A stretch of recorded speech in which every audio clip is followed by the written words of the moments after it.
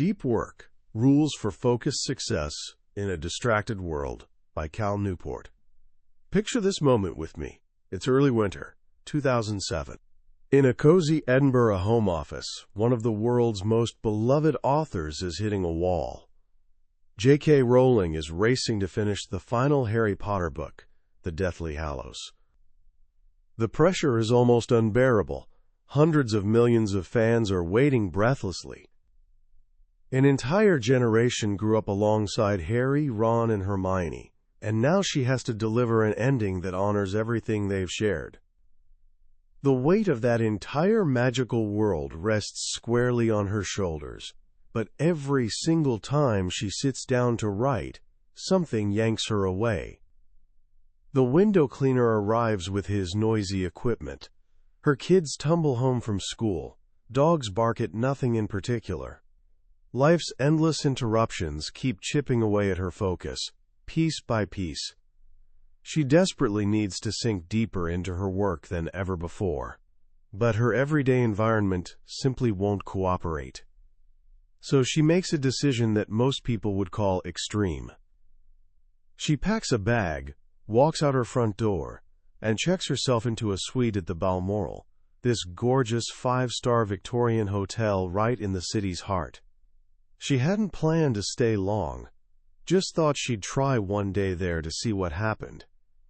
But that first day of writing went so remarkably well that she kept returning. Day after day she returned to that peaceful, luxurious room, surrounded by the Gothic architecture that had inspired Hogwarts itself, and she wrote.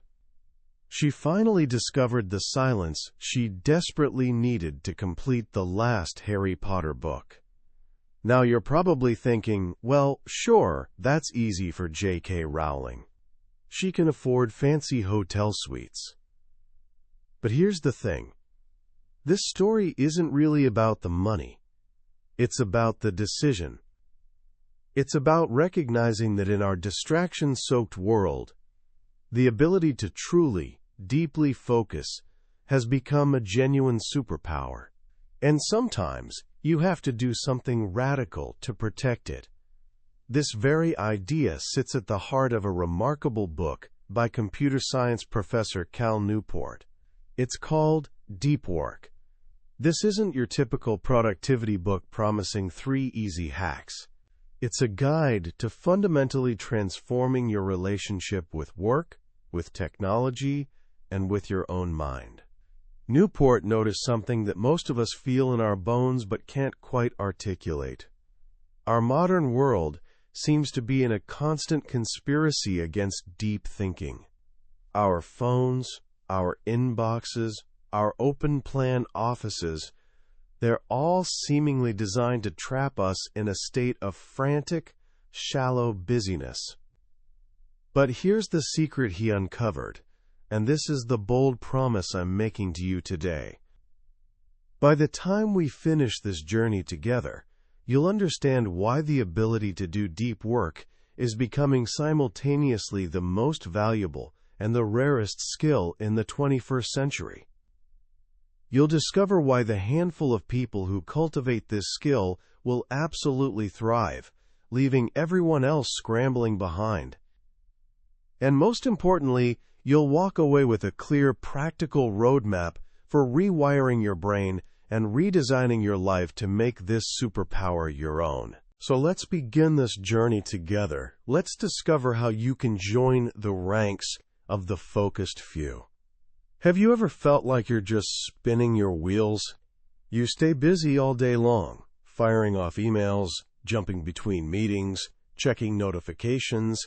But when the day ends, you look back and wonder, what did I actually accomplish?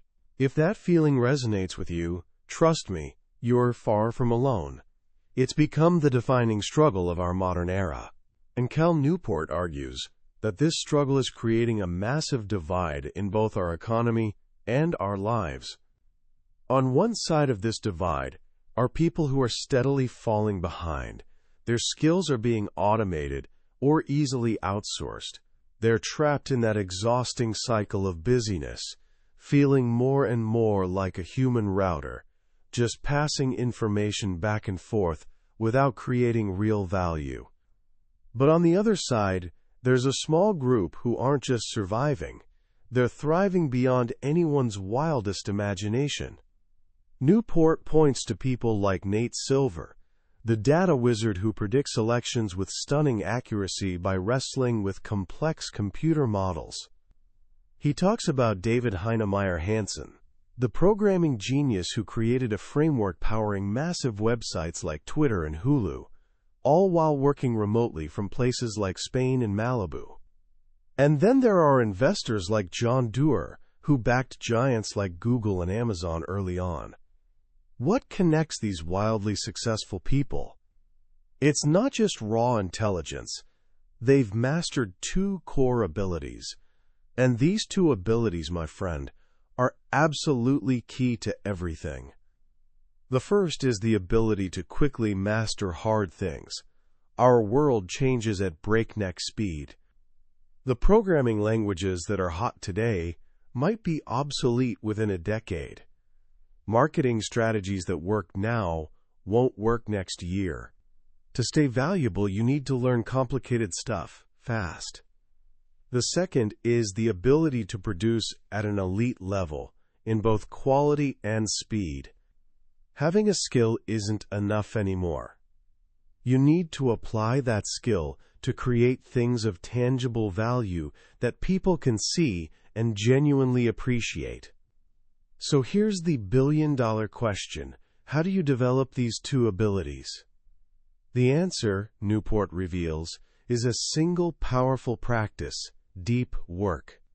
He defines deep work as professional activities performed in a state of distraction-free concentration that push your cognitive capabilities to their absolute limit. These efforts create new value, improve your skill, and are incredibly hard to replicate. Imagine a blacksmith forging a sword. It demands total focus, immense effort, and specific skill. The opposite of this is what he calls shallow work.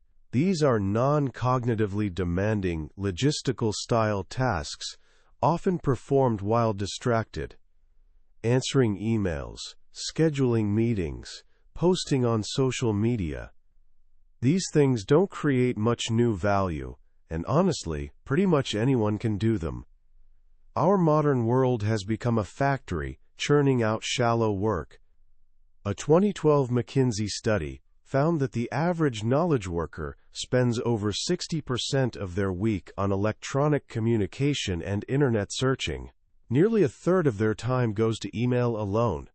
This constant state of fragmented attention makes deep work nearly impossible. And here's what's genuinely frightening. Newport argues, backed by solid science, that if you spend enough time in this state of frantic shallowness, you can permanently reduce your capacity for deep work. Your brain, much like a muscle, adapts to how you use it. If you're constantly switching contexts and chasing novel stimuli, your brain gets incredibly good at that, and terribly bad at staying focused on one hard thing. You're essentially training your mind to have an attention deficit. This brings us to the core argument of the entire book, what Newport calls the deep work hypothesis. The ability to perform deep work is becoming increasingly rare, at exactly the same time it's becoming increasingly valuable in our economy. Think about that for a moment. It's classic supply and demand. The supply of deep work is plummeting, while demand for its results is soaring. This means, if you're among the few who can cultivate this skill, you'll absolutely thrive. It'll genuinely feel like you have a superpower. But if this skill is so valuable, why does the world seem designed to destroy it? Why are companies building giant open-plan offices where thousands of employees work in one massive noisy space? Why do we feel this relentless pressure to stay constantly available on email and instant messenger? Newport explains this paradox with a few powerful insights. The first is the principle of least resistance. In business settings where it's hard to measure the real impact of different behaviors on the bottom line, we naturally drift toward what's easiest in the moment. And what's easier? Planning your day intentionally and focusing for hours on a challenging problem, or just keeping your inbox open and reacting to whatever comes in? It's always easier to be reactive. It's easier to feel that satisfying buzz of clearing the inbox, even when none of those emails were truly important. He shares the story of a Harvard professor who ran an experiment with a team at Boston Consulting Group, a high-pressure firm where constant connectivity was considered absolutely essential. The professor forced each team member to take one full day off each week. No email, no calls, completely disconnected. At first, they panicked. They genuinely believed their careers were in jeopardy, that clients would be furious. But something funny happened. The clients didn't care at all. The team members felt happier, communicated better, and most importantly, they delivered a better product to clients. The constant connectivity they thought was essential was actually undermining their performance. The second reason we avoid deep work is that we use busyness as a proxy for productivity. In many knowledge work jobs, what it means to be productive isn't remotely clear. Unlike a factory worker who can point to a stack of widgets they've made, a modern worker's value feels more abstract. So what do? We fall back on what we can actually see. We look busy. We send emails at all hours. We rush frantically from meeting to meeting. We maintain this flurry of activity to prove to ourselves and others that we're earning our keep. Newport contrasts this with the brilliant Nobel Prize-winning physicist Richard Feynman. Feynman understood that his value came from exactly one thing, doing, quote, real good physics work. To achieve that, he needed long, uninterrupted stretches of time. So he actively cultivated a reputation for being, quote, irresponsible. Whenever anyone asked him to join a committee, he'd simply say no. He knew all those shallow tasks threatened his real work. He had absolute clarity about what mattered, and that clarity gave him equal clarity about what to ignore. But beyond economics and productivity, there's a deeper, more human reason to embrace deep work. It's genuinely the key to a meaningful life. Newport makes this case from three different angles: neurological, psychological, and philosophical.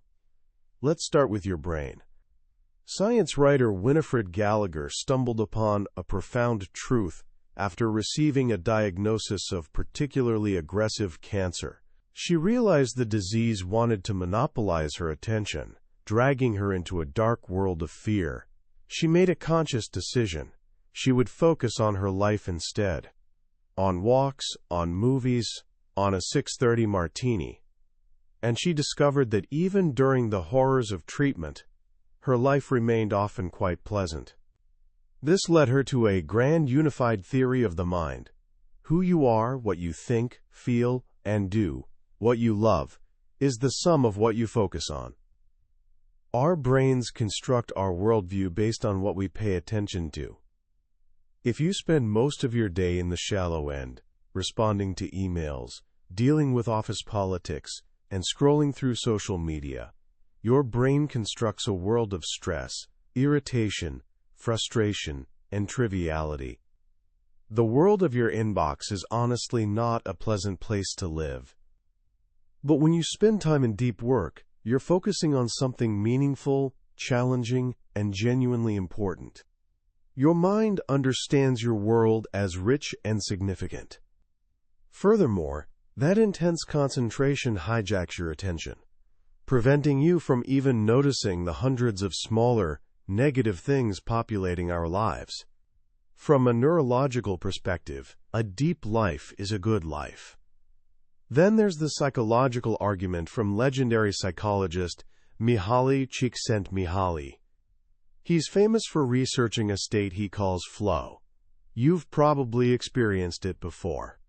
It's that feeling when you're so immersed in an activity that you completely lose track of time. Your sense of self seems to dissolve.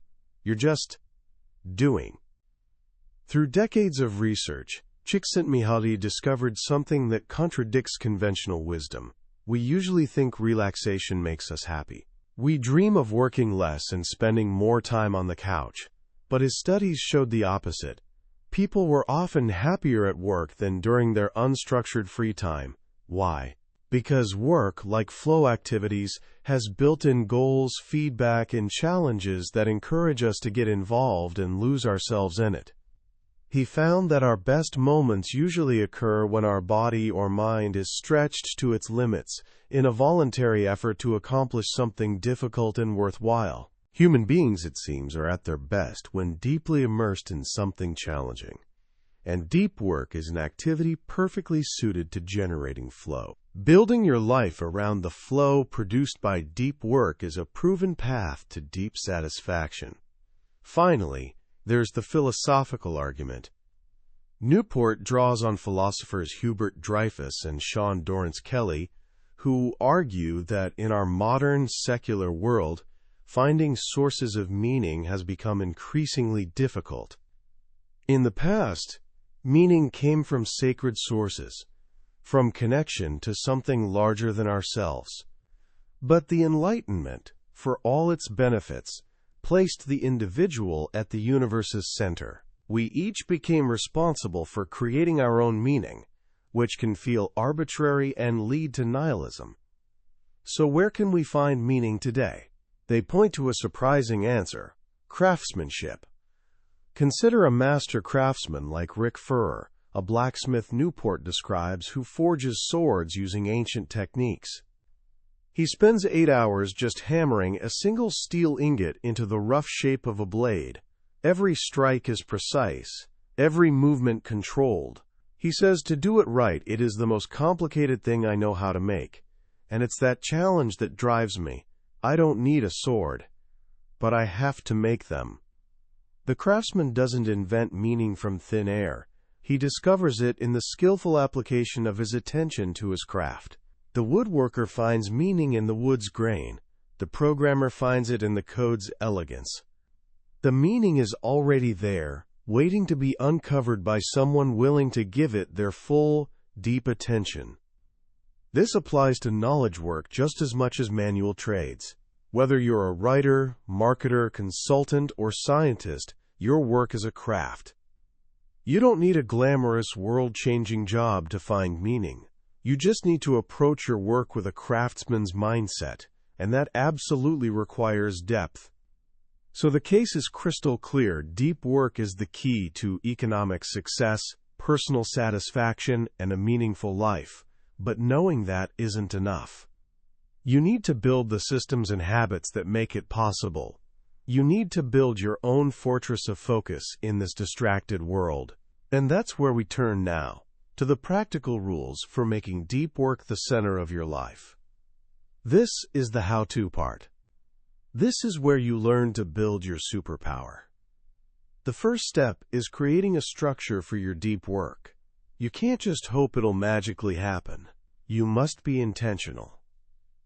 Newport outlines 4 different philosophies or styles for scheduling deep work, and you need to choose the one fitting your life.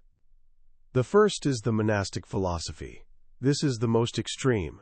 It's for people who try to eliminate or radically minimize shallow obligations altogether. Think of computer science legend Donald Knuth. In 1990, he completely gave up email. He maintains a postal address where an assistant screens his mail, and he deals with it in one batch every 3 months. Or sci-fi author Neil Stephenson, who makes crystal clear on his website that his time and attention are fully spoken for, and politely asks people not to request them. This approach works for people whose value comes from one well-defined, solitary goal. For most of us, this isn't realistic, but it's a powerful ideal worth remembering. The second is the bimodal philosophy. Here you divide your time into clearly defined stretches. For some extended period, you act like a monk, fully immersed in deep work with 0 distractions. The rest of the time, you're open and available. Psychologist Carl Jung perfectly exemplifies this. He had his busy clinical practice and social life in Zurich, but would regularly retreat to his stone tower in Bollingen, where he'd lock himself away to write and think deeply. These deep stretches are usually long, at minimum a full day, often several days or even weeks. This suits people needing both deep focus and significant shallow commitments. The third, and perhaps most practical for many people, is the rhythmic philosophy. This makes deep work a simple, regular habit. The goal is creating a rhythm that removes the need to invest willpower in deciding whether or when you'll do it. The most famous example is Jerry Seinfeld's chain method. He told a young comic that the way to become better is to write better jokes, and the way to do that is writing every day. He gets a big wall calendar, and for every day he writes, he puts a big red X over that day. After a few days you'll have a chain, he explained. Your only job is to not break the chain. This method transforms deep work from a monumental decision into a simple daily routine. Many people use a time-based rhythm, like dedicating the first 90 minutes of every workday, without exception, to their most important deep task. The final approach is the journalistic philosophy. This is for people trained to switch into deep work mode at a moment's notice, whenever they find a pocket of free time. Journalist Walter Isaacson, while writing his massive 800-page book The Wise Men, would disappear into his bedroom for 20 minutes or an hour whenever there was a lull, and you'd hear the typewriter pounding away. Then he'd come back down, just as relaxed as everyone else. This is the hardest approach, because it requires a well-trained attention muscle, but it's incredibly effective for those with chaotic schedules. Once you've chosen your philosophy, you need to support it with rituals. Great creative minds, Newport observes, think like artists but work like accountants. They're systematic. Your ritual should answer a few key questions. Where will you work and for how long? Find a specific place. A quiet library, a conference room, or just your office with the door shut and a do not disturb sign. Giving yourself a specific time frame turns it into a challenge rather than an open-ended slog. How will you work once you start? Set clear rules. For example, a complete ban on internet use. Or a metric, like words produced per 20 minutes. This structure saves you from wasting willpower, deciding what you should and shouldn't be doing. How will you support your work? Your brain needs fuel. Maybe your ritual starts with a good cup of coffee. Maybe it involves ensuring you have a healthy snack and water nearby. It might even involve a short walk to clear your mind before starting. As Nietzsche said, it is only ideas gained from walking that have any worth. Sometimes a simple ritual isn't enough. For a particularly daunting deep work project, you might need to make a grand gesture. This is where we circle back to J.K. Rowling and the Balmoral Hotel. By leveraging a radical change to your environment, coupled with a significant investment of money or effort, you signal to your brain that this task is incredibly important. Bill Gates was famous for his Think Weeks, where he'd retreat to a lakeside cabin with a stack of books and papers to just read and think big thoughts. Peter Shankman, an entrepreneur needing to write a book manuscript in 2 weeks, did something truly wild. He booked a round-trip business-class ticket to Tokyo. He wrote the entire flight there, had an espresso in the lounge, turned around, and wrote the entire flight back. 30 hours later, he landed with a finished manuscript. Sometimes to go deep, you must first go big. But going deep doesn't necessarily mean working alone.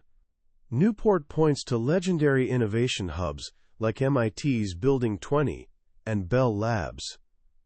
These places were specifically designed to encourage, quote, serendipitous creativity. They had long hallways forcing people from different disciplines, physicists, chemists, engineers, to bump into each other. But here's the crucial part. They weren't open offices. They were collections of private, soundproofed offices connected by large common areas. This created a hub-and-spoke architecture. You go to the hubs for inspiration and collaboration, but retreat to your spoke to do the deep, focused work required to turn those ideas into breakthroughs. And even in your spoke, collaborative deep work can be powerful. Working with someone on a shared whiteboard can push you deeper than you might go alone. Finally, to truly make deep work a consistent part of your life, you need to execute like a business. Newport adapts a framework called the 4 Disciplines of Execution for personal use. It's a simple but powerful system. Discipline 1. Focus on the wildly important. You can't do everything.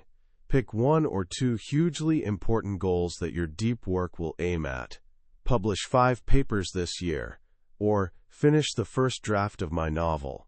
A specific, ambitious goal generates genuine enthusiasm.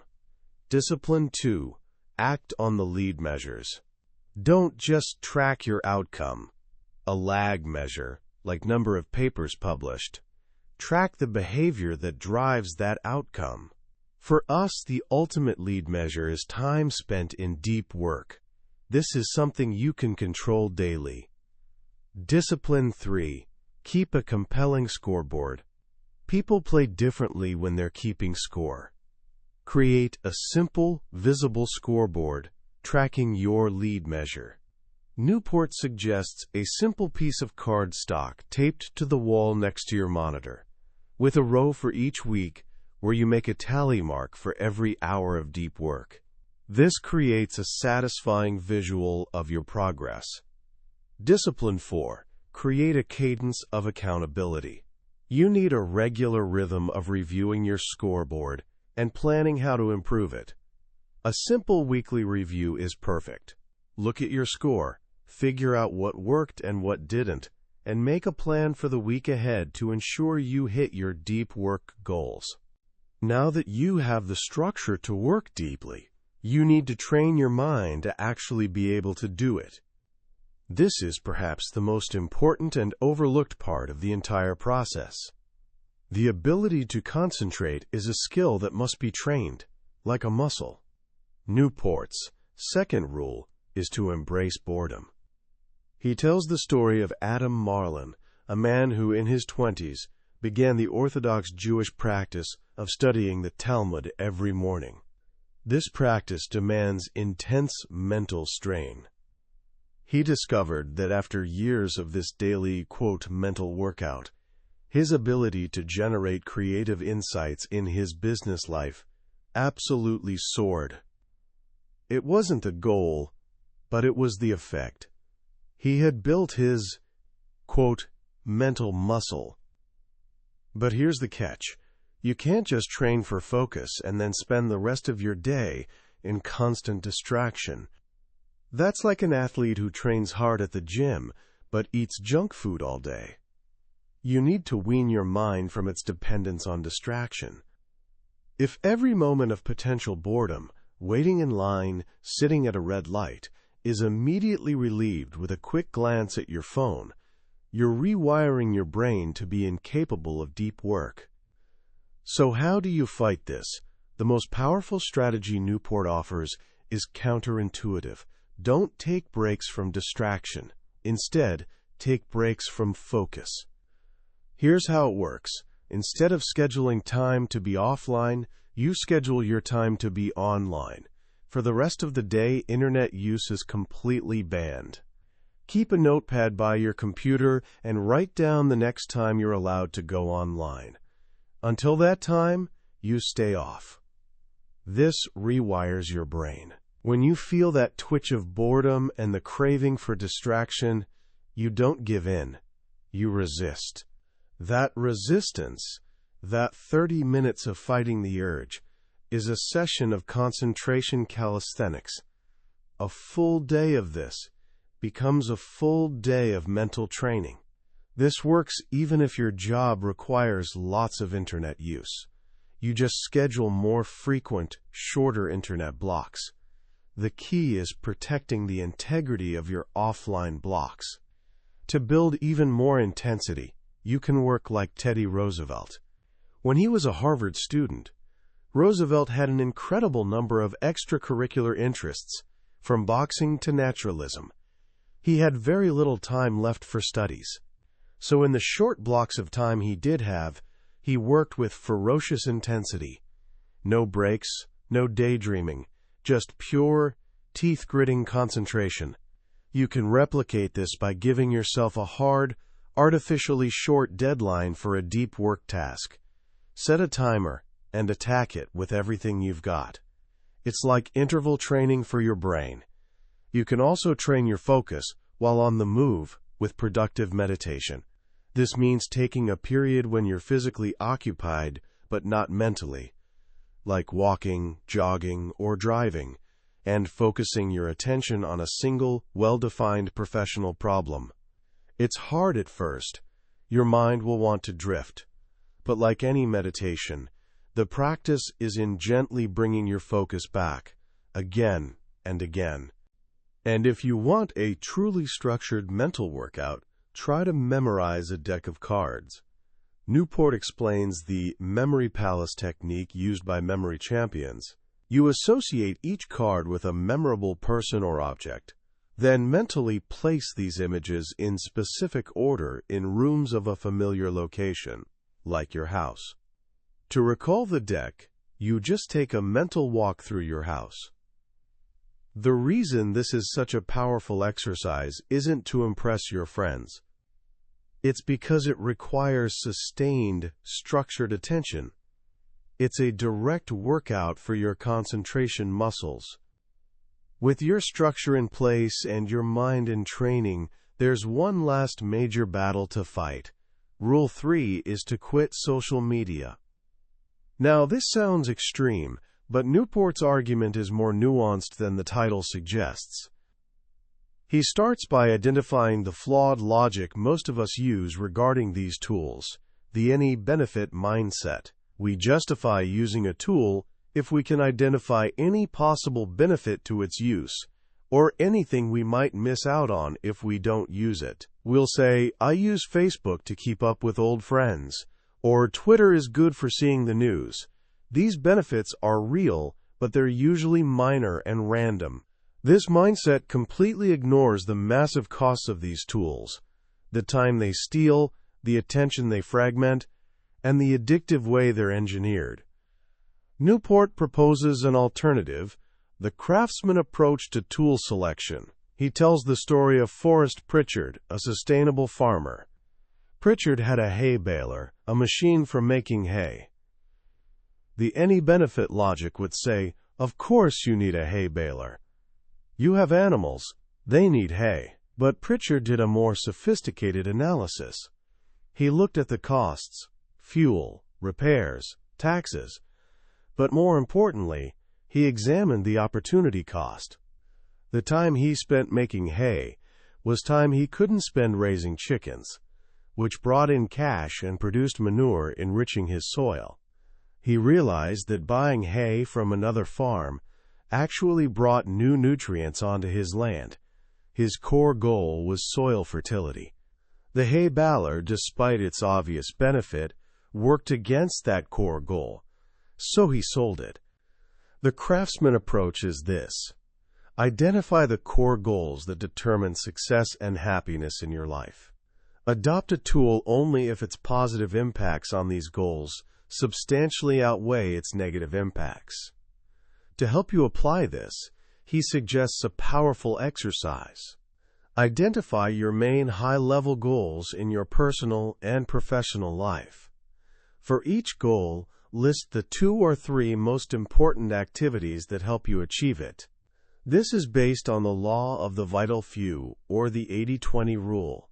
The idea that in most things, 80% of results come from 20% of effort. These top 2 or 3 activities are your 20%. Now look at a network tool like Twitter or Facebook. Does this tool have a substantially positive impact on any of these crucial activities? For most people, for most of their core goals, the answer is no. Reconnecting with a high school acquaintance on Facebook is a nice minor benefit, but it doesn't substantially support the core activity of, say, having deep, meaningful connections with your closest friends.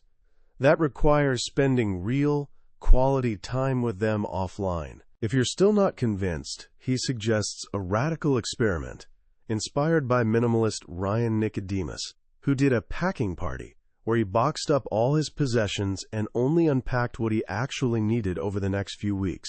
The social media equivalent is this: quit all your social media accounts for 30 days. Don't announce it, just stop using them. After 30 days, ask yourself 2 questions for each service. Would the last 30 days have been notably better if I had been able to use this service? Did people care that I wasn't using this service? For most people, the answer to both will be a resounding no. You'll realize that the fear of missing out was just that, a fear masterfully marketed to you by companies profiting from your attention. The final piece of the puzzle is to drain the shallows. Even after you've built your deep work habits and quit the most distracting tools, shallow work will still try to creep in and devour your day. This final rule is about taming it for good. First, you need to schedule every minute of your day. This sounds rigid and terrifying, but it's not about constraint. It's about thoughtfulness. At the beginning of each day, take a piece of paper and block out your entire day, from start to finish, in 30-minute chunks. Give every minute a job. Of course, your day will never go exactly as planned. Things will take longer, interruptions will happen. That's perfectly fine. When your schedule breaks, you simply take a minute to create a revised schedule for the rest of the day. The goal isn't sticking to the schedule at all costs. The goal is constantly making an intentional decision about what you're doing with your time. Without a plan, it's too easy for your day to devolve into chaotic, reactive shallowness. Next, you need to get honest about what is and isn't shallow. Newport offers a simple but brilliant test. Quantify the depth of every activity. Ask yourself, how long would it take to train a smart, recent college graduate with no specialized training to complete this task?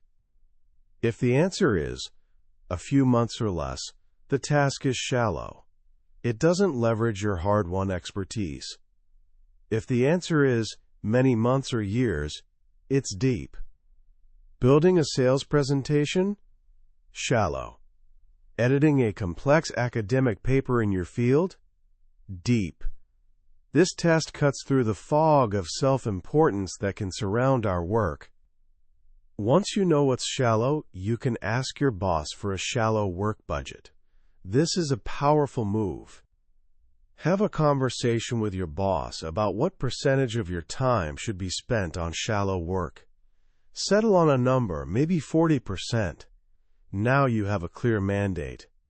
When you're asked to take on a shallow commitment that would push you over your budget, you can say no. You can say, I'd love to, but I'm at my capacity for shallow tasks this week, and I need to protect my time for the deep work that drives our most important results.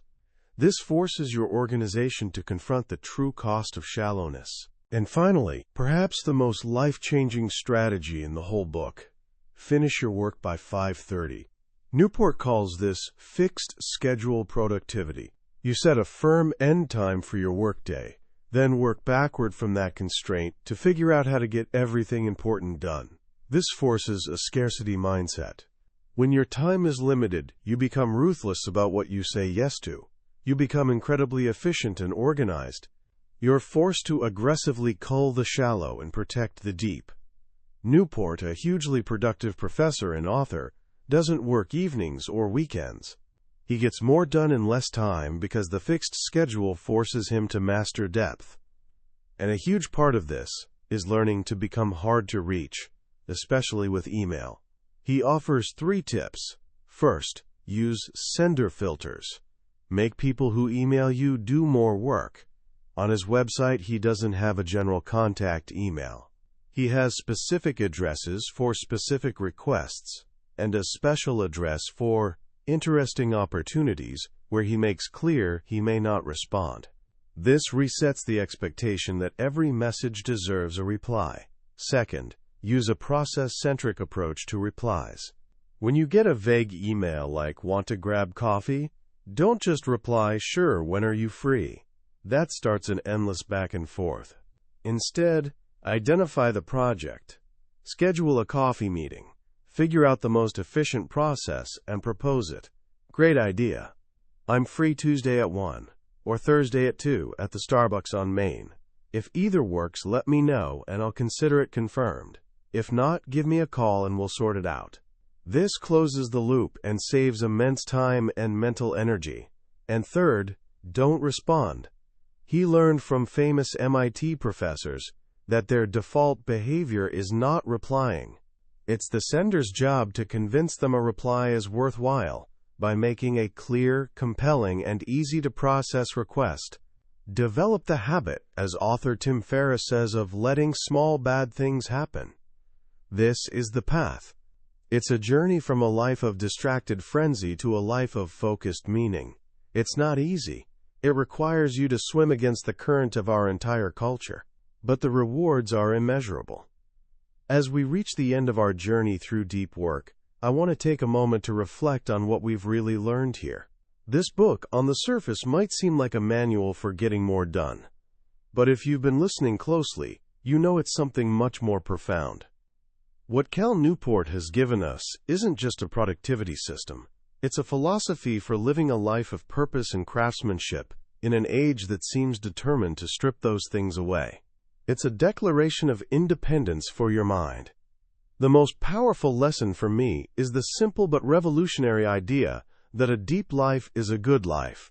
We live in a culture celebrating the shiny and the new, the fast and the frequent. We're taught to believe that being connected equals being important, that being busy equals being productive. Deep work calls that entire belief system into question. It reminds us that the most rewarding experiences in our lives, both professionally and personally, come from sustained, focused attention.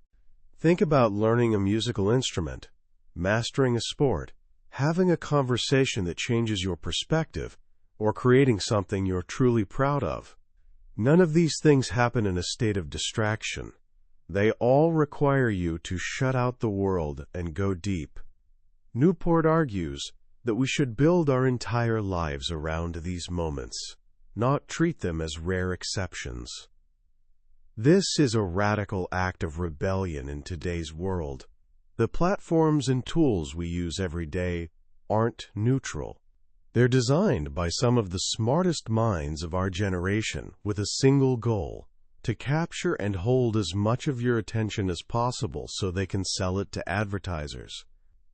When you choose to cultivate your ability to focus, you're reclaiming your time, your attention, and in a very real sense, your life from these forces. You're choosing to be the master of your own mind rather than letting it be manipulated by algorithms. So how can you start today? It can feel overwhelming, I know. But you don't have to become a monk overnight. Here are 3 simple, practical actions you can take right now to begin your journey into the deep life. First, tonight, at the end of your workday or school day, I want you to perform a shutdown ritual. Look at your to-do list, your email, your notes. Make a rough plan for tomorrow. Once you're confident that everything is captured, and you won't forget anything important, close your computer and say out loud, "Shutdown complete," and then be done. Truly done. No email checks. No thinking about work. Feel the freedom of that clear boundary. Second, before you go to bed tonight, take 5 minutes and schedule your entire day for tomorrow. Take a piece of paper and block out your time, from the moment you wake up to the moment you go to sleep. Be intentional. It doesn't have to be perfect, and it'll probably change, but the act of making a plan is an act of taking control. And third, the next time you find yourself waiting, in line at the grocery store, for a friend to arrive, for the bus, I want you to embrace the boredom. Resist the urge to pull out your phone. Just stand there, look around, let your mind wander. It'll feel uncomfortable at first. That discomfort is the feeling of your attention muscles getting their first workout. It's the beginning of you rewiring your brain for depth. That was a summary of Deep Work by Cal Newport. We've explored the core ideas today, but a summary is like looking at a map of a beautiful country. The real magic happens when you decide to take the journey yourself. It's in the quiet moments of reading, when a particular story or simple phrase connects with you in a way you didn't expect. This podcast is here to help you decide if this journey is one you want to take.